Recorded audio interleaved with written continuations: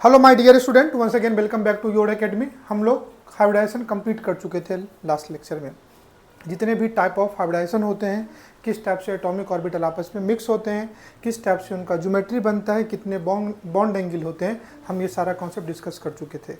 आज की क्लास में मैंने कहा था कि कभी भी कोई आपको मॉलिक्यूल दिया हुआ है और आपसे पूछते उसका हाइब्रिडाइजेशन कैसे निकालते हैं, इस पार्ट को हम लोग पढ़ते हैं। उसको पढ़ाने से पहले रुक करके मैं एक छोटा सा एक पार्ट बचा हुआ था, कोऑर्डिनेट बॉन्ड। क्योंकि हम लोग आयनिक बॉन्ड पहले पढ़ चुके थे, कोवेलेंट बॉन्ड जिसमें हाइब्रिडाइजेशन वीबीटी हमने पढ़ा था और वाइटल कॉन्सेप्ट पढ़ा था, सब हाइब्रिडाइजेशन भी कोवेलेंट बॉन्ड के लिए ही पढ़ा। थोड़ा रुक करके हम लोग पढ़ लेते हैं क्या कोऑर्डिनेट बॉन्ड, फिर मैं आपको निकालूंगा कि ट्रिक कैसे हम लोग हाइब्रिडाइजेशन स्टेट किसी भी मॉलिक्यूलर स्ट्रक्चर का निकालते हैं। क्लियर है? आइए बेटा, पहले हम लोग समझते हैं कोऑर्डिनेट बॉन्ड होता क्या है, फिर उसके डिफिनेशन वाले पार्ट को हम लोग देखेंगे। कोऑर्डिनेट बॉन्ड क्या कहता है, समझो एक मैं मॉलिक्यूल लेता हूँ, या आउटरमोस्ट इलेक्ट्रॉनिक कॉन्फ़िगरेशन की बात करूँ तो इसका इलेक्ट्रॉनिक कॉन्फ़िगरेशन क्या होगा, 2s2 2p3। इसका हो जाएगा 2s2 2p3। s में कितने इलेक्ट्रॉन्स होंगे, और ये क्या होंगे, एक s ऑर्बिटल और 3 p ऑर्बिटल आपस में मिक्स होकर के 4 न्यू sp3 हाइब्रिड ऑर्बिटल बनाएंगे, जिसमें से एक हाइब्रिड ऑर्बिटल में 3 बॉन्ड पेयर रहेगा और एक हाइब्रिड ऑर्बिटल में क्या रहेगा, एक लोन पेयर रहेगा। अगर यही मॉलिक्यूल अगर हाइड्रोजन के साथ बॉन्ड बनाएंगे तो हाइड्रोजन इलेक्ट्रॉनिक कॉन्फ़िगरेशन क्या जाएगा बेटा, 1s1। ये हाइड्रोजन के 1s के साथ क्या करेगा, ओवरलैप करेगा। इस केस में जो हाइब्रिडाइजेशन होगा यहाँ पे क्या होगा बेटा, 4 न्यू हाइब्रिड ऑर्बिटल बन के निकलेंगे, जिनका नाम क्या होगा, और नाइट्रोजन के 4 sp3 ऑर्बिटल होंगे और हाइड्रोजन के क्या होंगे, s ऑर्बिटल होंगे, जिसमें किसी एक में क्या होगा, लोन पेयर, बाकी 3 में क्या होगा, बॉन्ड पेयर। और ये sp3 हाइब्रिड ऑर्बिटल और लोन पेयर के बीच में क्या होगा, बॉन्डिंग होगा। इतनी बात समझ में आ रही है? अगर इस मॉलिक्यूल की बात करूँ तो इसका कुछ ऐसा हो जाएगा, ये नाइट्रोजन और ये नाइट्रोजन का एक क्या रहेगा, लोन पेयर। क्या इतनी बात समझ में आ रहा है? नाइट्रोजन का ऑक्टेट कंप्लीट है, टोटल 8 इलेक्ट्रॉन है, 3 बॉन्ड पेयर, 3 2 जा 6 और एक लोन पेयर, कंप्लीट ऑक्टेट है। वैसे भी हम लोग ऑक्टेट की बात नहीं करते। अगर किसी एटम का ऑर्बिटल मतलब अगर किसी एटम का जो ऑर्बिटल है वो फुलफिल्ड है, क्या है बेटा, फुलफिल्ड है, बॉन्ड बनने के बाद सारे ऑर्बिटल में जितने भी इलेक्ट्रॉन्स हैं सब पेयर्ड हो जाते हैं और उसमें लोन पेयर है, उसमें क्या हो, तो नाइट्रोजन के पास 3 बॉन्ड पेयर, एक लोन पेयर है, तो नाइट्रोजन का कंप्लीट ऑक्टेट विथ क्या है, लोन पेयर है। बोलो हाँ है ना? अगर मैं यही इसी का कंपेयर अगर कार्बन से कर देता तो कार्बन के केस में electronic configuration 2s2 2p2, 2s के इलेक्ट्रॉन 2p में चले जाएंगे और इस केस में चारों के चारों क्या होंगे, बॉन्ड बनेंगे या नहीं बनेंगे? तो क्या कार्बन के पास इस केस में इसका ऑक्टेट कंप्लीट, लेकिन चारों के चारों क्या है, बॉन्ड पेयर है। लेकिन नाइट्रोजन के केस में 3 बॉन्ड पेयर और एक क्या है, लोन पेयर है। तो कार्बन के पास कोई इलेक्ट्रॉन है नहीं है, लेकिन नाइट्रोजन का कंप्लीट ऑक्टेट के साथ क्या है, लोन पेयर है।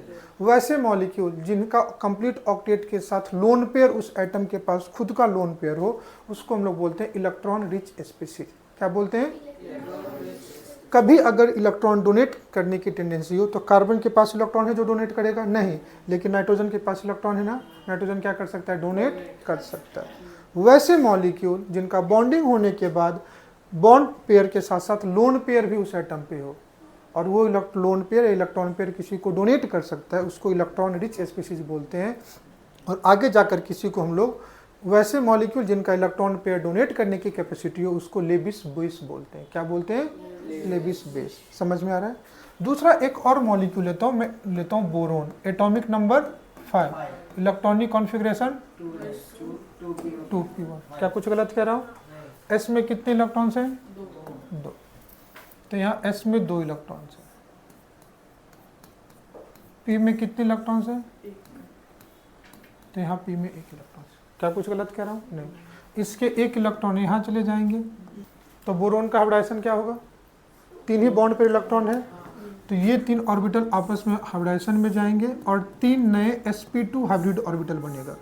क्या बनेगा? 3 नए sp2 और एक इसका कौन सा ऑर्बिटल रहेगा, प्योर p ऑर्बिटल रहेगा। ये जो ऑर्बिटल इसको बोलते हैं हाइब्रिड ऑर्बिटल। क्या बोलते हैं? हाइब्रिड। और इसको क्या बोलते हैं? इसको प्योर p ऑर्बिटल बोलते हैं, इसको क्या बोलते हैं? Hybrid orbital. क्या कोई दिक्कत? अरे हाँ या ना?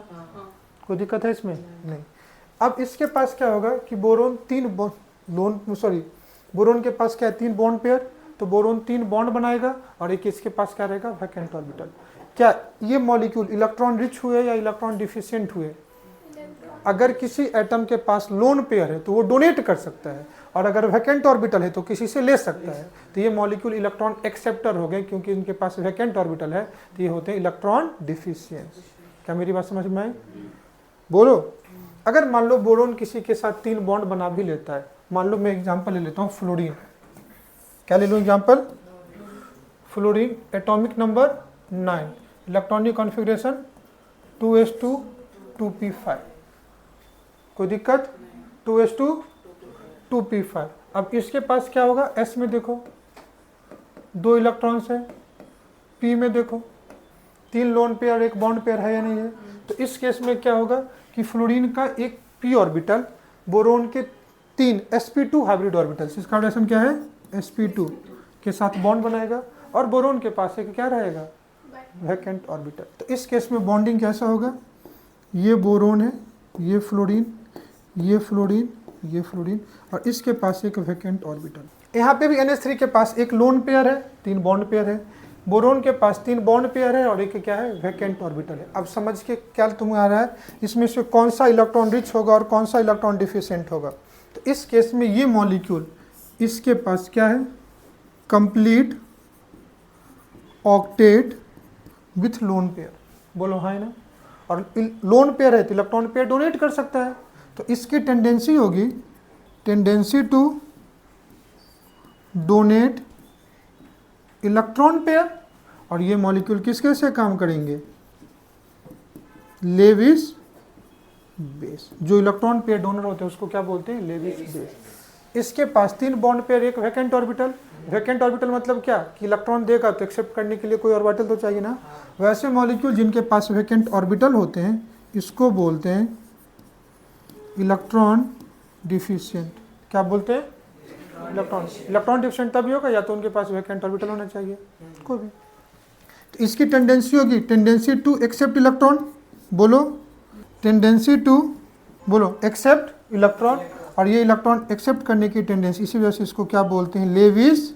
तो इस बॉन्डिंग के बेसिस पे तुम लेविस एसिड बेस भी पहचान लिए कि कौन लेविस एसिड होगा और कौन लेविस बेस होगा। लेविस एसिड जो होगा वो electron deficient, electron pair acceptor होगा। लेविस बेस इलेक्ट्रॉन रिच या इलेक्ट्रॉन पेयर डोनर होगा। अब समझो ये दोनों जब एक दूसरे के आसपास आ जाए तो क्या पॉसिबिलिटी हो सकती है कि नाइट्रोजन अपना इलेक्ट्रॉन पेयर इसको दे सकता है, किसको, BF3 को। बोलो हाँ या ना, ऐसी कोई संभावना बनेगी? चलो देखते हैं कि क्या हो सकता है। अब ये तुम्हारा NH3 मॉलिक्यूल है, ध्यान से समझना, ये तुम्हारा BF3 मॉलिक्यूल है, इसके पास लोन पेयर, इसके पास क्या है, वैकेंट ऑर्बिटल। बोलो, तो एक इलेक्ट्रॉन रिच है, एक इलेक्ट्रॉन डिफिशिएंट है, तो ये अपना इलेक्ट्रॉन पेयर इसको डोनेट कर सकते, नहीं कर सकता है, कर सकता है। तो ये मॉलिक्यूल का जो एटम है ये डोनर एटम है और ये क्या है, एक्सेप्टर एटम है। डोनर होने के लिए क्या होना चाहिए, octet complete with lone pair होना चाहिए, और एक्सेप्टर होने के लिए क्या चाहिए, वैकेंट ऑर्बिटल होना चाहिए। इस केस में नाइट्रोजन ने अपना इलेक्ट्रॉन पेयर किसको डोनेट कर दिया, बोरोन को। तो ये वन साइडेड शेयरिंग है या टू साइडेड है, इसी वन साइडेड शेयरिंग वाले बॉन्ड को क्या बोलते हैं, कोऑर्डिनेट बॉन्ड। क्या बोलते हैं इसको, तो इस बॉन्ड को ही अगर मैं बोलूं तो क्या होगा, ये बॉन्ड। अब ये जो इलेक्ट्रॉन पेयर थे पहले नाइट्रोजन के पास थे, अब यही एक इलेक्ट्रॉन किसके पास चल जाएंगे, बोरोन के पास। तो अगर मैं इसको कोवेलेंट बॉन्ड के फॉर्म में दिखाऊं तो ये क्या हो जाएगा, H। नाइट्रोजन का एक इलेक्ट्रॉन दूर चला गया, क्योंकि एक बॉन्ड के दोनों एंड पे इलेक्ट्रॉन्स होते हैं, तो इसने एक इलेक्ट्रॉन लॉस किया तो इस पे कौन सा चार्ज, प्लस चार्ज। इसने गेन किया तो इस पे कौन सा चार्ज, प्लस चार्ज। तो हम ये भी कह सकते हैं coordinate bond is a type of polar covalent bond. बोलो हाँ या ना। नाइट्रोजन के पास कितने इलेक्ट्रॉन थे आउटरमोस्ट स्टेट में, 5, एक लॉस कर दिया तो 4 हो गया, कार्बन जैसे। बोरोन के आउटरमोस्ट स्टेट में कितने इलेक्ट्रॉन, 3, एक गेन कर लिया तो कितने हो गए, 4, कार्बन के जैसे। देखो कार्बन 4 बॉन्ड बनाता है तो N प्लस कार्बन जैसा हो गया, B माइनस भी कार्बन जैसा हो गया, लेकिन ये बॉन्ड किस टाइप का है, कोऑर्डिनेट बॉन्ड। तो बात है कि कोऑर्डिनेट बॉन्ड बनेगा कब, तो कोऑर्डिनेट बॉन्ड बनने की कंडीशन यही है कि एक एटम डोनर होना चाहिए, दूसरा एटम एक्सेप्टर होना चाहिए। डोनर एटम होने के लिए complete octet with lone pair होगा, एक्सेप्टर एटम होने के लिए ऑक्टेट इनकम्प्लीट होना चाहिए और वैकेंट ऑर्बिटल होना चाहिए। तभी तो 2 इलेक्ट्रॉन लेके ऑक्टेट होगा। तो less than 2 electron from their octet, और एक तरफ complete octet with lone pair, तो डोनर एक्सेप्टर को इलेक्ट्रॉन देगा और उस कंडीशन में जो बॉन्ड बनेगा उसी को क्या बोलेंगे, coordinate bond. It is A special type of covalent bond या पोलर कोवलेंट बॉन्ड को ही कोऑर्डिनेट बॉन्ड कह सकते हैं। क्या मेरी बात समझ में? पोलर क्यों बोला? क्योंकि इसके बनने से चार्ज सेपरेशन हो रहा है। नाइट्रोजन ने जो डोनर एटम होगा उस पर पॉजिटिव चार्ज आएगा, एक्सेप्टर पे क्या आएगा, नेगेटिव चार्ज आएगा। बोलो हाँ या ना? क्या तुम्हें समझ में आया? अब जो भी मैं बताया तुम्हें समझ में आ गया ना? तो यही कहता है, it is a covalent bond in which shared electron pair comes from one atom is called क्या बेटा, coordinate bond. Atom which provide electron pair for sharing is called as donor atom, और डोनर होने के लिए क्या होना चाहिए, Levi's base होना चाहिए। Other atom which accept electron pair is called acceptor, जिसको लेविस क्या बोलेंगे, एसिड। जो लेविस बेस है वो इलेक्ट्रॉन रिच होगा, लेविस एसिड है वो इलेक्ट्रॉन डिफिशिएंट होगा। That's why it is called as donor acceptor और डेटिव बॉन्ड। नेसेसरी कंडीशन क्या होना चाहिए, एक का octet complete with lone pair होना चाहिए, दूसरे का क्या होना चाहिए, वैकेंट और इनकम्प्लीट ऑक्टेट होना चाहिए, less than 2 electron from their octet. उस कंडीशन में जो बॉन्ड बनेगा उसी को क्या बोलेंगे, कोऑर्डिनेट बॉन्ड। पहला एग्जांपल NH3BF3, ये मैंने आपको समझा दिया, बोलो हाँ ना। दूसरा एग्जांपल है NH4+, इसको बोलते हैं प्रोटोनेशन ऑफ अमोनिया। ध्यान से देखना, NH3 का बॉन्डिंग यही है, नाइट्रोजन के पास क्या है, एक इलेक्ट्रॉन पेयर। अगर इसको एक H+ मिल जाए 1s1, अगर इससे तुम एक इलेक्ट्रॉन निकाल दो तो ये क्या मिलेगा, H+, मतलब वैकेंट ऑर्बिटल ही है ना, क्योंकि इसके पास एक इलेक्ट्रॉन थे, एक इलेक्ट्रॉन निकाल दिए तो तुमको क्या मिला, वैकेंट ऑर्बिटल। बोलो ना हाँ या ना? H+ वैकेंट ऑर्बिटल है, इलेक्ट्रॉन ले सकता है। तो इसको अगर एक H+ मिल जाए तो ये इसको प्रोटोनेट कर देगा, बोलो ना। और हाइड्रोजन में एक इलेक्ट्रॉन और एक प्रोटॉन होते हैं, तुमने एक इलेक्ट्रॉन निकाल दिया तो H+ को सिंपल हम प्रोटॉन भी बोल सकते हैं, बोलो हाँ ना। तो इसको क्या बोल सकते हैं, प्रोटॉन। NH3 को तुमने क्या दिया, H+ मतलब प्रोटॉन, वो उस प्रोटॉन को इलेक्ट्रॉन पे डोनेट करके अपने पास ले आएगा। होगा क्या, ध्यान से समझ लेना। नाइट्रोजन का एक इलेक्ट्रॉन इससे दूर जाएगा तो नाइट्रोजन पे कौन सा चार्ज आएगा, प्लस। H+ ने इलेक्ट्रॉन पेयर लिया तो उस पर कौन सा चार्ज आया, माइनस। ये प्लस माइनस मिलके क्या होगा, न्यूट्रल। तो मॉलिक्यूल क्या बनेगा, क्या कुछ गलत कह रहा हूँ? सिमिलरली H3O+, H2O का स्ट्रक्चर कैसा होगा, ऑक्सीजन 2 बॉन्ड बनाता है, 2 lone pair, complete octet with lone pair, बोलो हाँ ना। ये अपना इलेक्ट्रॉन पेयर किसको दे दिया, इसको बोलते हैं प्रोटोनेशन ऑफ वाटर। H+ को क्या बोलते हैं, प्रोटोन। अगर किसी मॉलिक्यूल को प्रोटोन देते हैं उसी प्रोसेस को क्या बोलते हैं, प्रोटोनेशन। मॉलिक्यूल क्या बनेगा यहाँ पे, क्या कुछ गलत कह रहा हूँ? सिमिलरली देख लो O3 मॉलिक्यूल, O3 को क्या बोलते हैं, ओजोन। O3 को बोलते हैं, ये ऐसे देख लो, O डबल बॉन्ड O, कुछ गलत कह रहा हूँ? ऑक्सीजन के पास 2 बॉन्ड पेयर, 2 लोन पेयर होता है। O2 मॉलिक्यूल ऐसा ही होगा। अगर एक दूसरा ऑक्सीजन ले लो तो ऑक्सीजन के वैकेंट आउटर मोस्ट ऑर्बिट में कितने इलेक्ट्रॉन्स होते हैं, 6। बोलो ना, ऑक्सीजन के आउटर मोस्ट ऑर्बिट में कितने इलेक्ट्रॉन्स होते हैं, 6 इलेक्ट्रॉन। तो देखो इस ऑक्सीजन के आउटर मोस्ट में कितने इलेक्ट्रॉन है, 6। इस ऑक्सीजन की बात कर लो, complete octet with lone pair, और इस ऑक्सीजन की बात करो, less than 2 electron from their octet, है कि नहीं? 8 होने चाहिए, इसके पास कितने हैं, 6। इसके पास 8 होने चाहिए, देखो 8 हैं, 2 बॉन्ड पेयर, 4 लोन पेयर। तो ये डोनर हो गया, ये एक्सेप्टर हुआ या नहीं हुआ? तो ये बॉन्ड बनाएगा, तो ये इसको क्या करेगा, एक कोऑर्डिनेट बॉन्ड दे देगा। क्या मेरी बात समझ में आई नहीं आई? O3 मॉलिक्यूल में समझ में आ गया? अगर तुम इसको लिखोगे तो ये मॉलिक्यूल ऐसा भी हो सकता है, O डबल बॉन्ड O, इसने एक इलेक्ट्रॉन दिया तो इस पर कौन सा चार्ज, प्लस चार्ज। इसने एक लिया तो इस पर कौन सा चार्ज, माइनस। सिमिलरली मॉलिक्यूल कैसा है, N2O। N2O ऐसा ही स्ट्रक्चर होता है ना, N triple bond N, N triple bond N। एक ऑक्सीजन इसी के जैसा होगा तो ये ऑक्सीजन क्या करेगा, इसको इलेक्ट्रॉन पे डोनेट करेगा, बोलो हाँ ना। ये भी कौन सा बॉन्ड होगा, कोऑर्डिनेट बॉन्ड। दूसरा मॉलिक्यूल कौन सा है, N2O5। इस मॉलिक्यूल में भी देखो कोऑर्डिनेट बॉन्ड बनेगा। नाइट्रोजन कितना बॉन्ड बनाता है, 3। तो ध्यान से देखना, ये नाइट्रोजन मॉलिक्यूल का स्ट्रक्चर देखो, ऑक्सीजन 2 बॉन्ड बनाता है, 2 लोन पेयर, नाइट्रोजन 3 बॉन्ड बनाता है, 1 लोन पेयर, हाँ या ना। तो देखो N2O3 हो गया ना। अब क्या बचे, 2 ऑक्सीजन। देखो ये एक कोऑर्डिनेट बॉन्ड इस ऑक्सीजन के साथ बनाएगा, ये एक कोऑर्डिनेट बॉन्ड इस। तुमको समझ में कोऑर्डिनेट बॉन्ड कब बनेगा, तो सिंपल 1 मिनट में अगर कोऑर्डिनेट बॉन्ड को तुम समराइज करोगे तो एक का कंप्लीट ऑक्टेट विथ क्या होना चाहिए, लोन पेयर, दूसरे का क्या होना चाहिए, वैकेंट ऑर्बिटल। जिसके पास लोन पेयर वो वैकेंट ऑर्बिटल वाले को क्या करेगा, डोनेट करेगा, वन साइडेड शेयरिंग से बनेगा, इसलिए इसको क्या बोलेंगे, कोऑर्डिनेट और डेटिव बॉन्ड। ये भी एक कोवेलेंट बॉन्ड जैसा ही है, लेकिन इसके बनने से क्या होगा, पोलर नेचर होगा, चार्ज होगा। क्या तुमको समझ में आया, हाँ या ना? अब बैक टू अपन टॉपिक पे आते हैं जो आज के क्लास में पढ़ने वाले हैं। तुम क्या करो, नंबर ऑफ हाइब्रिड ऑर्बिटल निकालो। क्या करो, नंबर ऑफ हाइब्रिड ऑर्बिटल निकालो। अगर 2 हाइब्रिड ऑर्बिटल बनते हैं तो उसका नाम क्या होता था, sp। अगर 3 हाइब्रिड ऑर्बिटल बनते हैं तो क्या था, sp2। याद है ना, एक s के और 2 p के तो sp2, एक s के और 3 तो sp3।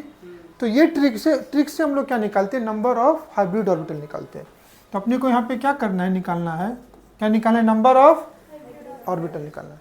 अब हाइब्रिड ऑर्बिटल मिनिमम मिक्सिंग 2 का हो सकता है, तो क्या हो सकता है, 2 हो सकता है, 3 हो सकता है, 4 हो सकता है, 5 हो सकता है, 6 हो सकता है। 2, 3, 4, 5 एंड 6 हो सकता है। बोलो, हाइब्रिडाइजेशन निकाल सकते हो। क्या निकाल सकते हो, अगर नंबर ऑफ हाइब्रिड ऑर्बिटल 2 है, कितने हैं, तो हाइब्रिडाइजेशन क्या होगा, sp। अगर नंबर ऑफ हाइब्रिड ऑर्बिटल 3 है तो क्या होगा, नंबर ऑफ हाइब्रिड ऑर्बिटल 4 है तो हाइब्रिडेशन क्या होगा, sp3। अगर 5 है तो sp3d, और 6 है तो sp3d2, और अगर 7 आ जाए तो बेटा sp3d3। तो सबसे पहले मैंने क्या कहा कि अपने को क्या करना है, नंबर ऑफ हाइब्रिड ऑर्बिटल निकालना है। अगर हाइब्रिड ऑर्बिटल 2 है तो हाइब्रिडाइजेशन sp, मॉलिक्यूल का शेप कैसा होगा, लीनियर, बॉन्ड एंगल कैसा होगा, 180 डिग्री। अगर हाइब्रिड ऑर्बिटल कितने हैं, 3, तो हाइब्रिडाइजेशन स्टेट क्या होगा, sp2, ज्योमेट्री कैसा, trigonal, planar, bond angle 120 degree. अगर नंबर ऑफ हाइब्रिड ऑर्बिटल कितने हैं, 4, हाइब्रिडाइजेशन स्टेट क्या होगा, sp3, पक्की बात, geometry tetrahedral, bond angle 109 degree, 28 minute. Simple 109.5 बोला तो भी चलता है, 109 बोला तो भी चलता है। नंबर ऑफ हाइब्रिड ऑर्बिटल कितने हैं, 5, हाइब्रिडाइजेशन स्टेट sp3d, ज्योमेट्री कैसा, ट्राइगोनल बाइपिरामिडल, ट्राइगोनल। इसके लिए 2-3 बातें मैं तुमको बताई थी। ट्राइगोनल बाइपिरामिडल ज्योमेट्री है तो डी के कौन सा ऑर्बिटल, dz²। 2 टाइप के बॉन्ड होंगे, एक्सियल एंड इक्वेटोरियल। इक्वेटोरियल जो तीनों प्लेन पे थे उसको बोलते थे इक्वेटोरियल, और जो ऊपर और नीचे पिरामिड बनाते थे उसको क्या बोलते थे, axial. Axial bond length equatorial से क्या होता है, ज्यादा होता है। फिर नंबर ऑफ हाइब्रिड ऑर्बिटल कितना है, 6 है। Hybridisation state sp3d2, square bipyramidal था जिसको ऑक्टाहेड्रल कहा था। सारे के सारे बॉन्ड एंगल 109 डिग्री, नहीं 90 डिग्री, कितना था, 90 degree. Number of hybrid orbital कितना, 7। हाइब्रिडाइजेशन स्टेट sp3d3, ज्योमेट्री कैसा, पेंटागोनल बाइपिरामिडल, बॉन्ड एंगल 72 और 90। पेंटागोन का बॉन्ड एंगल 72, ऊपर नीचे का बॉन्ड एंगल 90। बोलो हाँ ना। अब 2 तरीके हैं, या तो तुम मॉलिक्यूल का स्ट्रक्चर से पता कर लो या डायरेक्टली फॉर्मूला पुट कर दो। या तो मॉलिक्यूल का स्ट्रक्चर ड्रॉ कर लो या मॉलिक्यूल का फॉर्मूला से पुट, 2 ही चीज हो सकते हैं ना। फॉर एग्जांपल मान लो तुमको एक मॉलिक्यूल दे दिया NH4+, तुमसे पूछे इसका हाइब्रिडाइजेशन बता दो, क्या बता दो। 2 तरीके हो सकते हैं। सेंट्रल एटम क्या है, नाइट्रोजन। हमेशा हाइब्रिडाइजेशन किसका निकालते हैं, कहना सेंट्रल एटम का। किसका निकालते हैं, central atom. Central atom nitrogen है, एटॉमिक नंबर 7, एक पॉजिटिव चार्ज है किस पे, सेंट्रल एटम पे, तो 1 इलेक्ट्रॉन का लॉस हुआ होगा, तो कौन सा एटम हो गया, कार्बन के जैसा। कार्बन कितने बॉन्ड बनाते हैं, 4, तो ये कैसा हो गया, स्ट्रक्चर बन गया। मॉलिक्यूल ने टोटल कितना सिग्मा बॉन्ड बनाया है, उस एटम ने टोटल कितने पाई बॉन्ड बनाए हैं, उस एटम पे टोटल लोन पेयर कितने हैं, या वो एटम टोटल कोऑर्डिनेट बॉन्ड कितना बनाया। कोऑर्डिनेट बॉन्ड भी सिग्मा बॉन्ड के बराबर ही नहीं होगा ना, कोऑर्डिनेट बॉन्ड भी तो एक सिंगल बॉन्ड के बराबर ही होगा ना। अरे बोलो ना हाँ या ना, इसलिए कोऑर्डिनेट बॉन्ड तुमको पहले पढ़ा दिया। अब इस नाइट्रोजन पे देखो total number of sigma bond कितना है, सिग्मा बॉन्ड मतलब सिंगल बॉन्ड को सिग्मा बोलते हैं, कितना है, 4। तो तुमको कभी भी स्ट्रक्चर जब ड्रॉ कर लेते हो, पहले किसी भी मॉलिक्यूल का जब तुम स्ट्रक्चर ड्रॉ कर लेते हो तो सबसे पहले तुमको क्या करना है, टोटल सिग्मा और लोन पेयर काउंट करना है। क्या काउंट करना है, और जो काउंट तुम्हारा सिग्मा एंड लोन पेयर का हुआ वही काउंट तुम्हारा नंबर ऑफ हाइब्रिड ऑर्बिटल का हो गया, वही काउंट तुम्हारा किसका हो गया। तो इस केस में टोटल सिग्मा कितना है, 4 सिंगल बॉन्ड, चारों के चारों सिग्मा। लोन पेयर है क्या, नहीं। हाइब्रिडाइजेशन स्टेट क्या होगा, sp3। समझ में नहीं आया, तो पहला यही कहता है the number of hybrid orbital is equal to number of sigma bond plus number of lone pair, किस पे, सेंट्रल एटम पे। और ये दोनों काउंट तुम निकाल लो, number of sigma bond plus number of lone pair, और जो ये काउंट होगा वही तुम्हारा नंबर ऑफ हाइब्रिड ऑर्बिटल होगा। तुम उससे क्या निकाल सकते हो, उसका हाइब्रिडाइजेशन स्टेट। अगर तुम ये नहीं ड्रॉ कर पाते हो स्ट्रक्चर तो तुम फार्मूला से निकाल लो। फार्मूला क्या कहता है, सेंट्रल एटम पे तुम हमेशा वैलेंशियल इलेक्ट्रॉन निकालो। तो नाइट्रोजन का valential electron 1s2 2s2 2p3, 2s2 के 2 इलेक्ट्रॉन, 2p3 के 5, वैलेंशियल इलेक्ट्रॉन कितने, 5, प्लस उस पर देखो मोनोवैलेंट एटम कितने हैं, मतलब वो एटम जो एक बॉन्ड बनाते हैं, वो एटम जो एक बॉन्ड। तो सबसे पहले तुमको क्या काउंट करना है, वैलेंशियल इलेक्ट्रॉन। क्या काउंट करना है, क्या काउंट करना है, ऐसे मतलब सराउंडिंग एटम, सराउंडिंग में वो भी मोनोवैलेंट एटम को लेना है। क्या करना है, मोनोवैलेंट एटम को लेना है। तो सबसे पहले देखो नाइट्रोजन का valential electron 5, surrounding atom 4, hydrogen monovalent है ना, एक बॉन्ड बनाता है, तो 5 और 4 9। अगर पॉजिटिव चार्ज है तो इलेक्ट्रॉन दूर गया होगा, लॉस हुआ होगा, और नेगेटिव चार्ज है तो इलेक्ट्रॉन आया होगा। तो नेगेटिव चार्ज को ऐड करना है, पॉजिटिव चार्ज को माइनस करना है। तो इस केस में पॉजिटिव चार्ज या नेगेटिव, इलेक्ट्रॉन का लॉस या गेन, लॉस। तो 5 वैलेंशियल इलेक्ट्रॉन, 4 सराउंडिंग एटम, 5 और 4 9, एक पॉजिटिव चार्ज, कम कर दो, कितना हो गया 8, 8 डिवाइडेड बाई 2 4, वही तुम्हारा नंबर ऑफ हाइब्रिड ऑर्बिटल हो गया। बोलो समझा नहीं समझा। तो नंबर ऑफ हाइब्रिड ऑर्बिटल अगर तुम स्ट्रक्चर नहीं ड्रॉ कर पाते हो तो सिंपल तुमको फॉर्मूला लगा देना है। कैसे लगाना है, valential electron plus monovalent atom, positive charge को माइनस करना है, नेगेटिव चार्ज को ऐड कर देना, डिवाइडेड बाई 2, वही तुम्हारा नंबर ऑफ हाइब्रिड ऑर्बिटल। तो इस केस में निकालो नंबर ऑफ हाइब्रिड ऑर्बिटल कितना हो गया बेटा, 5 प्लस मोनोवैलेंट एटम 4 माइनस कितना 1 डिवाइडेड बाई 2, कितना आ गया 4। हाइब्रिडाइजेशन क्या होगा, क्या बोलो, समझ में नहीं आया, अरे हाँ या ना, कोई दिक्कत। अब दोनों में से कोई भी तरीका को निकाल लो। यहाँ पे ये लिखा हुआ है वी मतलब total number of वैलेंशियल electron on central atom, ऐसे मतलब total number of monovalent atom. Monovalent atom मतलब वो एटम जो एक बॉन्ड बनाता है, फॉर एग्जांपल हाइड्रोजन हो गया, हेलोजन हो गया। सी क्या है, चार्ज, चार्ज प्लस माइनस दोनों है, मतलब पॉजिटिव चार्ज है तो माइनस, नेगेटिव चार्ज है तो प्लस। क्या मैं गलत कह रहा हूँ कुछ, यही दो ट्रिक था। अब आ जाओ, ये तभी तुमको समझ में आएगा जब इस पे बहुत सारे एग्जाम्पल तुम करोगे। मैं तुमको कई एग्जाम्पल एक एक करके कराता हूँ, तुम ध्यान से देखना।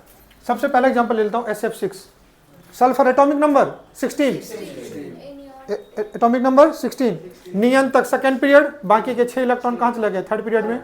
अब थर्ड पीरियड एलिमेंट के पास वेरिएबल वैलेंसी हो सकती है ना, क्योंकि 3D है तो 6 के 6 इलेक्ट्रॉन बॉन्ड बना सकता है।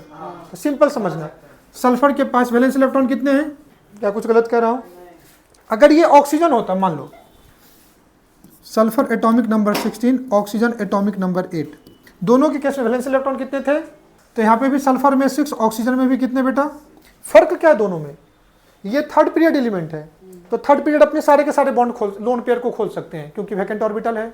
क्या ऑक्सीजन ऐसा करेगा, क्या नहीं। तो अगर सेकंड पीरियड है तो रुक करके तुम देखना 8 से ज़्यादा बॉन्ड नहीं बनाना है। इस केस में अगर बॉन्ड भी बनाते तो कितने बॉन्ड बन सकते थे, 2, तो 2 ही फ्लोरीन अटैच होते। क्या कुछ गलत कह रहा हूँ। लेकिन सल्फर के केस में कितने फ्लोरीन अटैच हो सकते हैं, 6 के 6, समझ में आ रहा है। तो इस केस में 6 के 6 सल्फर, तो सल्फर के सराउंडिंग में टोटल मोनोवैलेंट एटम कितना हो गया, 6, टोटल सिग्मा कितना हो गया, 6। तो इस केस में नंबर ऑफ हाइब्रिड ऑर्बिटल कितना हो गया, 6। तो बताओ हाइब्रिडाइजेशन स्टेट sp3, समझ में। लेकिन ऑक्सीजन के केस में बात करो, इस केस में total number of sigma bond 2 ही है। क्या 6 बॉन्ड बनेंगे, क्या नहीं, क्यों, क्योंकि सेकंड पीरियड के एलिमेंट है। तो टोटल सिग्मा कितना, 2, लोन पेयर कितना, 2, count total sigma plus lone pair, तो कितना हो गया बेटा 2 + 2 कितना 4। तो हाइब्रिडाइजेशन देखो, तुमको मैं ऑलरेडी लिख चुका हूँ पहले कि अगर 6 है तो sp3d2, 4 है तो sp3। समझ में आया, बोलो ना हाँ या ना। तुम कहोगे नहीं सर फॉर्मूला से बताओ, क्या किससे बताओ, अगर फॉर्मूले से तुम बात करोगे तो नंबर ऑफ हाइब्रिड ऑर्बिटल को HO लिख देता हूँ। सल्फर का valential electron 6 plus monovalent atom कितने हैं सल्फर में, 6, तो 6 + 6 12। कोई चार्ज है क्या, नहीं, प्लस माइनस कुछ नहीं है, डिवाइडेड बाई 2 कितना हो गया।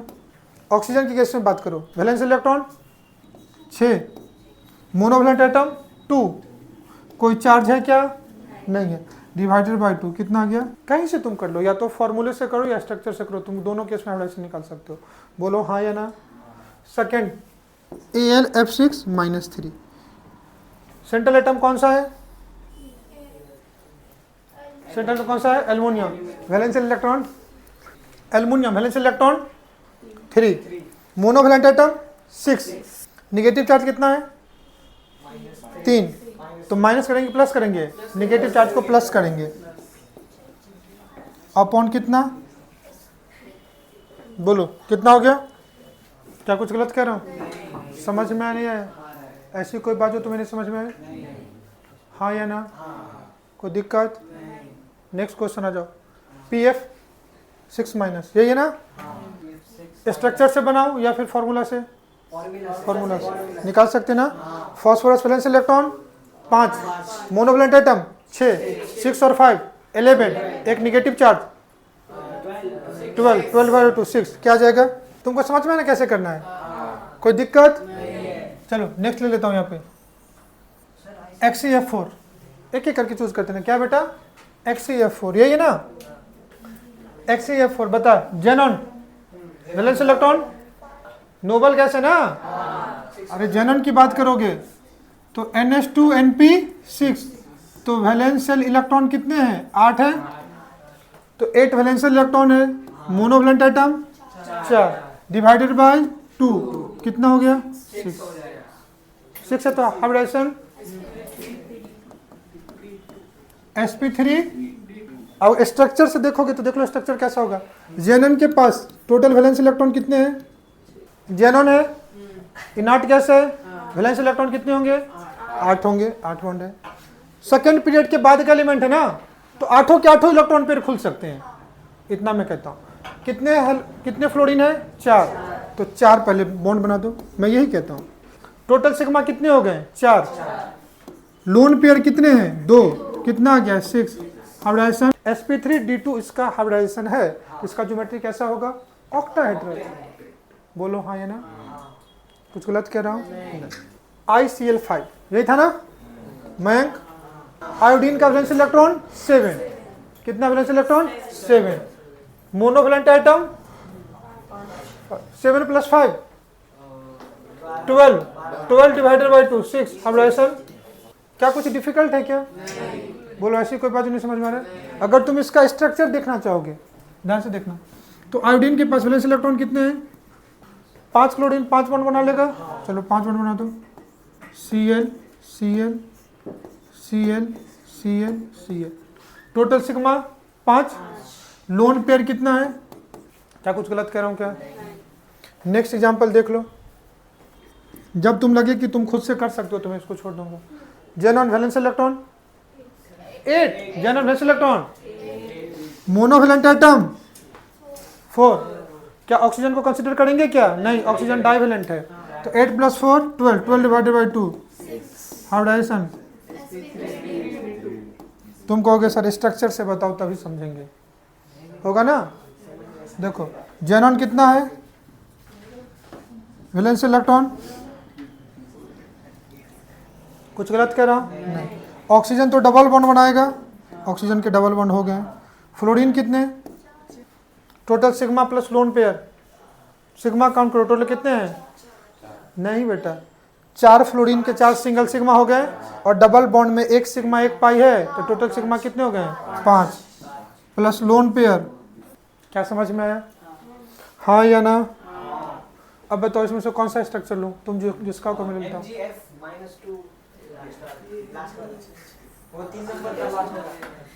चलो एक लेता हूँ MgF4-2 और दूसरा ले लेता हूँ NO2+ का। चले, कोई दिक्कत? NO2+ की अगर मैं बात करूँ तो यहीं पे देख लो, nitrogen valence electron plus monovalent atom कोई है क्या? नहीं। नेगेटिव चार्ज है क्या? नहीं। पॉजिटिव चार्ज है, पॉजिटिव चार्ज को क्या करना पड़ेगा? माइनस, तो 5 - 1 करेंगे डिवाइडेड बाय 2, कितना जाएगा? 2। अगर ऐसा कुछ है क्या? नहीं। अगर MgF4-2 का करोगे, किसका करोगे? MgF4-2 का। मैग्नीशियम का valence electron 2, monovalent atom 4, negative charge. क्या कुछ गलत कह रहा हूँ क्या?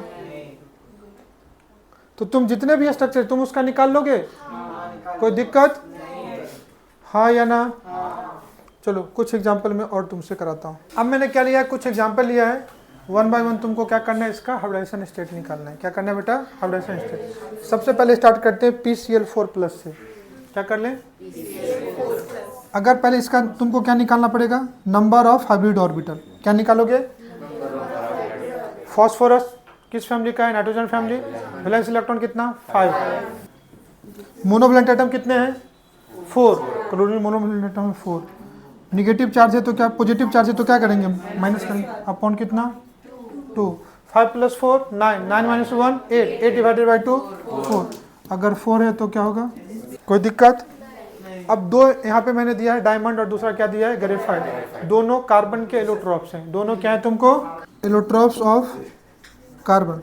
तुमको मैं बता देता हूँ, दोनों कार्बन के एलोट्रॉप्स होते हैं। डायमंड के फॉर्म में इसका अगर जो हाइब्रिडाइजेशन है ये होता है sp3, और ग्रेफाइट के फॉर्म में इसका जो हाइब्रिडाइजेशन होता है ये क्या होता है sp2। अब ध्यान से समझना, मैं एक चीज़ और यहाँ पे, कार्बन का वैलेंस इलेक्ट्रॉन कितना है 4, इसका मतलब चारों के चारों बॉन्ड बनाए होंगे तभी sp3 होगा, और ग्रेफाइट के केस में sp2 है, मतलब 3 ही बॉन्ड बना होगा।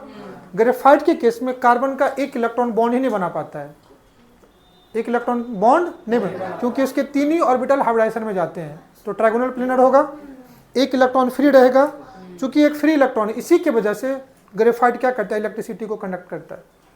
अरे ट्रांसफर ऑफ इलेक्ट्रॉन ही तो इलेक्ट्रिक करंट होगा ना, तो इलेक्ट्रॉन फ्री होंगे तभी तो मूव करेंगे, इसलिए ग्रेफाइट के केस में ग्रेफाइट इलेक्ट्रिसिटी का क्या होता है, कंडक्टर होता है, लेकिन डायमंड क्या होता है, इंसुलेटर होता है। कोई दिक्कत। तो ये ज्योमेट्री डायमंड का कैसा होगा, टेट्राहेड्रल, और ये कैसा होगा प्लेनर, ट्रायगोनल प्लेनर। तो कभी तुमसे पूछे डायमंड का क्या होगा sp3, ग्रेफाइट का क्या होगा sp2, इसमें कोई दिक्कत नहीं। फिर आ जाओ NH2- के केस में, nitrogen valence electron 5, monovalent atom 2, negative charge है तो +1 डिवाइडेड बाय 2, कितना हो गया, क्या होगा ICl3 में देख लो, valence electron 7, monovalent atom 3 divided by 2, कितना बेटा 5, क्या होगा sp3, कोई दिक्कत। और sp3d है तो कैसा होगा, ज्योमेट्री ट्राइगोनल बाइपिरामिडल। फिर देख लो Br3- में क्या है Br, अब देखो तीनों के तीनों Br है, जैसे Br3- होता है, या इसको ऐसे भी तुम ले सकते हो I3-, तो एक सेंट्रल एटम होंगे, बाकी दो क्या होंगे, एक सेंट्रल होंगे, बाकी दो सराउंडिंग होंगे। अरे बोलो यही हो सकता है ना, तो जो सेंट्रल एटम है उसको पकड़ लो, तो वैलेंस इलेक्ट्रॉन कितने होंगे 7, बोलो मोनोवैलेंट एटम कितने हो गए 2, अरे 3 में से एक तो सेंट्रल हो गए, तो सराउंडिंग एटम 2 ही हुए ना, तो 7 + 2 9, निगेटिव चार्ज है तो +1 डिवाइडेड बाई 2, कितना आ गया 5, क्या होगा sp3d। क्या कुछ गलत कह रहा हूँ। सिमिलरली ICl2 का भी यही होगा, बोलो कुछ गलत कह रहा हूँ, तो ये भी क्या होगा sp3d। SO3- का sulphur, monovalent atom, sulphur वैलेंशियल electron 6, कितने हैं 6, मोनोवैलेंट एटम, और ऑक्सीजन डाइवैलेंट एटम है 0, निगेटिव चार्ज है तो क्या करना है प्लस। इस केस में देख low carbon, carbon valence electron 4, hydrogen monovalent atom है और एक निगेटिव चार्ज है, तो कितना हो गया, कितना हो गया, क्या समझ में आया। कभी भी तुमको किसी भी मॉलिक्यूल का हाइब्रिडाइजेशन पूछे तुम निकाल सकते हो, फॉर्मूला से आराम से निकाल सकते हो, हाँ या ना, इसमें कोई दिक्कत नहीं। तुम कोशिश करो स्ट्रक्चर ड्रॉ करने की, स्ट्रक्चर से भी निकाल सकते हो और हाइब्रिडाइजेशन फार्मूला से भी निकाल सकते हो, सिंपल है। अगर माइंड में रिकॉल करो, जो भी मॉलिक्यूल दिया है उसमें तुम पता कर लो सेंट्रल एटम कौन सा है, क्या पता करोगे सेंट्रल एटम कौन सा है, फिर तुम क्या करो उसमें देखो सेंट्रल एटम का वैलेंशियल इलेक्ट्रॉन कितना है, उससे कितने मोनोवैलेंट एटम जुड़े हुए उसको क्या करना है ऐड करना है, समझ में आ रहा है। अगर नेगेटिव चार्ज है तो जितने नेगेटिव चार्ज उतने इलेक्ट्रॉन नेगेटिव चार्ज को ऐड करोगे, पॉजिटिव चार्ज को माइनस करना डिवाइडेड बाई 2, तुमको नंबर ऑफ हाइब्रिड ऑर्बिटल निकल जाएगा, और नंबर ऑफ हाइब्रिड ऑर्बिटल अगर निकल गया तो तुम उससे क्या निकाल सकते हो हाइब्रिडाइजेशन। बोलो हाँ या ना, कोई दिक्कत इसमें नहीं। अब इसी कॉन्सेप्ट से रिलेटेड हम लोग एक नया कॉन्सेप्ट पढ़ते हैं, पहले ध्यान से समझना। तुम कहोगे कैसे निकालना है, सबसे पहले बेटा देख इधर क्या करते हैं गुड़िया, वैलेंशियल इलेक्ट्रॉन पकड़ लो, sulphur वैलेंशियल electron, sulphur वैलेंशियल electron 6, atomic number कितना है 16, 10 प्लस 6, 6 वैलेंशियल इलेक्ट्रॉन है। तो इसका वैलेंशियल इलेक्ट्रॉन कितना है 6। मोनोवैलेंट एटम कुछ है क्या? नहीं। कोई नेगेटिव पॉजिटिव चार्ज है क्या? नहीं। तो वैलेंशियल इलेक्ट्रॉन अपॉन 2 क्या आ गया बेटा 3 हाइब्रिडाइजेशन। क्या कुछ गलत कर रहा हूँ? और इसका भी करोगे तो कितना आ गया 6 डिवाइडेड बाई 2 कितना आ गया 3, हाइब्रिडाइजेशन क्या होगा? अगर sp2 है तो मॉलिक्यूल की ज्योमेट्री किस टाइप से होती है? sp2 का ज्योमेट्री ट्राइगोनल प्लेनर होता है, इसमें कोई दिक्कत क्या? तो ज्योमेट्री कैसा होगा? क्या कुछ गलत कह रहा हूं? और यहां भी sp2 है तो ज्योमेट्री कैसा होगा? Trigonal planar geometry. सही कह रहा हूं? ट्राइगोनल प्लेनर ज्योमेट्री की अगर बात करोगे तो कैसा होगा? तीनों के तीनों प्लेन में होगा, बॉन्ड एंगल कितना होगा 120 डिग्री। अब चलो स्ट्रक्चर ड्रॉ करने की कोशिश करते हैं। तो सल्फर के वैलेंशियल इलेक्ट्रॉन कितने हैं? 6 है ना। ऑक्सीजन कितने बॉन्ड बनाते हैं? 2। तो 2 इलेक्ट्रॉन से 3 ऑक्सीजन बॉन्ड बना लेगा। तो अगर मैं स्ट्रक्चर ड्रॉ करने की कोशिश करूं तो अगर ट्राइगोनल प्लेनर ज्योमेट्री को देख के स्ट्रक्चर ड्रॉ करूं तो ये स्ट्रक्चर कुछ इसी टाइप से हो सकता है। सोच करके देखो और ज्योमेट्री देखो कैसा है तुमको, ट्राइगोनल प्लेनर जैसा है या नहीं है। और हर के बीच में बॉन्ड एंगल तुमको कितना दिख रहा है? और इस ज्योमेट्री को भी बोलते हैं ट्राइगोनल प्लेनर ज्योमेट्री। लेकिन अगर तुम SO2 के केस में बात करोगे तो ज्योमेट्री तो यही होगा, लेकिन ऑक्सीजन कितने यहाँ पे? तो 2 ही बॉन्ड बनेगा। सल्फर के पास 3 टोटल 6 इलेक्ट्रॉन थे तो कितने बॉन्ड बने? 4। कितने बॉन्ड बनाए? और एक किस फॉर्मेट में रह गया? लोन पेयर के फॉर्म में। बोलो ना हाँ या ना। तो ये भी ट्राइगोनल प्लेनर ज्योमेट्री है, ये भी ट्राइगोनल प्लेनर ज्योमेट्री है। इसका भी हाइब्रिडाइजेशन sp2, उसका भी हाइब्रिडाइजेशन sp2। दोनों केस में मॉलिक्यूल का हाइब्रिडाइजेशन कितना है? sp2। मतलब 3 हाइब्रिड ऑर्बिटल बन के निकले होंगे। बोलो ना है ना। जिसमें से यहाँ पे तीनों के तीनों में बॉन्ड पेयर होंगे, यहाँ पे 2 में बॉन्ड पेयर होंगे और एक में क्या होंगे? लोन पेयर होंगे। क्या मैं सही कह रहा हूँ? लोन पेयर तो कौन सा इलेक्ट्रॉन है? जो बॉन्ड नहीं बनाया, फ्री इलेक्ट्रॉन है। तो ये मॉलिक्यूल कुछ ऐसा ही होगा ना, S डबल बॉन्डो ये लोन पेयर। क्या कुछ गलत कह रहा हूं? अब दोनों केस में देखना, दोनों केस में, तीनों केस में क्या होगा कि जो बॉन्ड पेयर इलेक्ट्रॉन्स होते हैं वो दोनों तरफ के एटम से बॉन्डेड होते हैं। इसके जो इलेक्ट्रॉन्स होंगे यहाँ ये सल्फर से बॉन्डेड होंगे, यहाँ ऑक्सीजन से बॉन्डेड होंगे। अरे बोलो ना है ना। अगर 2 स्ट्रिंग अगर 2 एंड से बनी हुई है तो ये फ्रीली मूव करेगा क्या? नहीं। और एक स्ट्रिंग एक ही तरफ से मूव करे तो यहाँ से लेके यहाँ तक कहीं भी मूव करेगा। तो कौन से इलेक्ट्रॉन मोबाइल होंगे? जो बॉन्डेड है वो वाले या जो फ्री है वो वाले? Free electron. फ्री इलेक्ट्रॉन को लोन पेयर बोलते हैं। तो फ्री इलेक्ट्रॉन ज्यादा मूव कर सकते हैं आजू बाजू, बोलो, और बॉन्ड इलेक्ट्रॉन कम मूव करेंगे। एक बात तो समझना। अब ये जो मॉलिक्यूल बना होगा, मैं तुमको क्या समझाने की कोशिश कर रहा हूं? मैं तुमको ये समझाने की कोशिश कर रहा हूं कि इसमें भी तो इलेक्ट्रॉन है ना, इस बॉन्ड में भी इलेक्ट्रॉन है, इस बॉन्ड में भी इलेक्ट्रॉन है। बोलो गलत कह रहा हूं? तो 2 बॉन्ड पेयर इलेक्ट्रॉन भी तो एक दूसरे को रिपेल करेगा। बोलो है ना। इसके इलेक्ट्रॉन इसको रिपेल करेंगे, इसके इलेक्ट्रॉन इसको रिपेल करेंगे। तो अगर मॉलिक्यूल में एटम सेम है और सराउंडिंग एटम भी सेम है तो हर तरफ से रिपल्सन सेम सेम होगा। बोलो ना। लेकिन इस केस में क्या रिपल्सन सेम सेम होगा क्या? नहीं। ये दोनों बॉन्ड पेयर का रिपल्सन अलग अलग होगा और ये दोनों लोन पेयर का रिपल्सन अलग अलग होगा। लोन पेयर फ्री होते हैं तो लोन पेयर ज्यादा रिपेल करेंगे। क्या मैं गलत कह रहा हूं? इस केस में जितना ये इसको रिपेल करेगा उतना ये भी इसको रिपेल करेगा 120 से। तो ये हिल पाएगा क्या? नहीं। अरे समझो ये इधर है, कोई आदमी इसको इधर सेम फोर्स से खींच रहा है, कोई इसको इधर खींच रहा है, तो क्या ये अपनी जगह से डुलेगा क्या? नहीं। अब दोनों तरफ फोर्स अगर अनइक्वल हो जाए तो जिधर फोर्स ज़्यादा है वो उधर मूव कर सकता है। बोलो ना हाँ ना। सिमिलरली इस मॉलिक्यूल में देखो, इस केस में इसको ये जो रिपेल करेगा वो बॉन्ड पेयर का रिपल्सन है और ये जो रिपेल करेगा वो कौन सा रिपल्सन है? लोन पेयर का। कौन सा रिपल्सन ज्यादा होगा? Lone pair. समझ में आ रहा है ना? तो अब बात आती है कि अगर मॉलिक्यूल में हाइब्रिड ऑर्बिटल के बनने से मॉलिक्यूल का ज्योमेट्री क्या हो गया? फिक्स हो गया और दोनों का ज्योमेट्री ट्राइगोनल प्लेनर होगा। लेकिन इस केस में तीनों के तीनों बॉन्ड पेयर है हाइब्रिड ऑर्बिटल में और यहाँ पे 2 बॉन्ड पेयर और एक लोन पेयर। बोलो हाँ या ना। अब ये मॉलिक्यूल में देखो, ये पार्ट दिख रहा है क्या? नहीं। तो ये पार्ट सिर्फ इतना ही दिख रहा है। रुक करके देखो ना, लेकिन इस केस में इसका शेप कैसा दिख रहा है, ट्राइगोनल प्लेनर के जैसा। अगर तुम इसको मैच कर दो, बोलो दिख रहा है ना तीनों के तीनों एटम। इस केस में तुमको ये ऊपर कुछ दिख रहा है क्या, नहीं, जो भी दिख रहा है यही पार्ट दिख रहा है। बोलो, तो अगर कभी भी हाइब्रिड ऑर्बिटल में अगर लोन पेयर आ जाए, तो लोन पेयर तो कोई स्ट्रक्चर नहीं है ना, लोन पेयर कोई स्ट्रक्चर है क्या, तो यहाँ का तो स्ट्रक्चर गायब हो गया, तो इससे मॉलिक्यूल का क्या चेंज हो गया, शेप चेंज हो गया।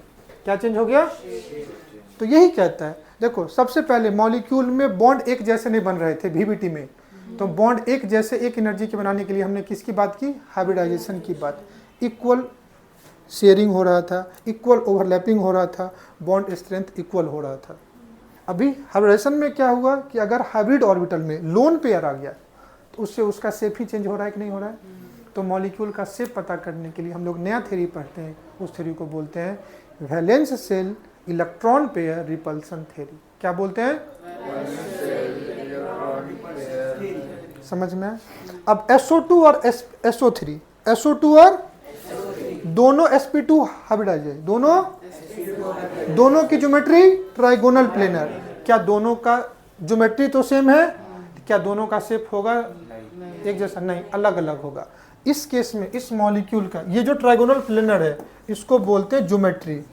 इसका भी ये क्या है, बोलो ज्योमेट्री है, ज्योमेट्री ऑफ मॉलिक्यूल। लेकिन इस मॉलिक्यूल का जो शेप है क्या ये ज्योमेट्री से मैच करेगा क्या, नहीं। लेकिन इस केस में जो मॉलिक्यूल का ज्योमेट्री है वो किससे मैच कर जाएगा, शेप। शेप कब चेंज होगा, जब हाइब्रिड ऑर्बिटल में लोन पेयर आ जाए। और इस केस में जो इसका शेप है, इस शेप को क्या बोलोगे, बेंट शेप। बेंट शेप मुड़ा हुआ है ना, तो इसको क्या बोलेंगे। दूसरा, तो एक तो हाइब्रिड ऑर्बिटल में अगर लोन पेयर आ गया तो मॉलिक्यूल का शेप चेंज करेगा। यहाँ पे बॉन्ड एंगल कितना होगा, बॉन्ड एंगल बताओ 120, क्योंकि हर तरफ से रिपल्सन सेम है। क्या यहाँ पे बॉन्ड एंगल 120 होगा क्या, नहीं, 120 से कुछ कम होगा, क्योंकि ये इसको ज़्यादा रिपेल करेगा, ये इसको ज़्यादा रिपेल करेगा, तो जो भी होगा तो बॉन्ड एंगल कितना होगा, लेस देन 120। तो अगर मैं बॉन्ड एंगल की बात करूं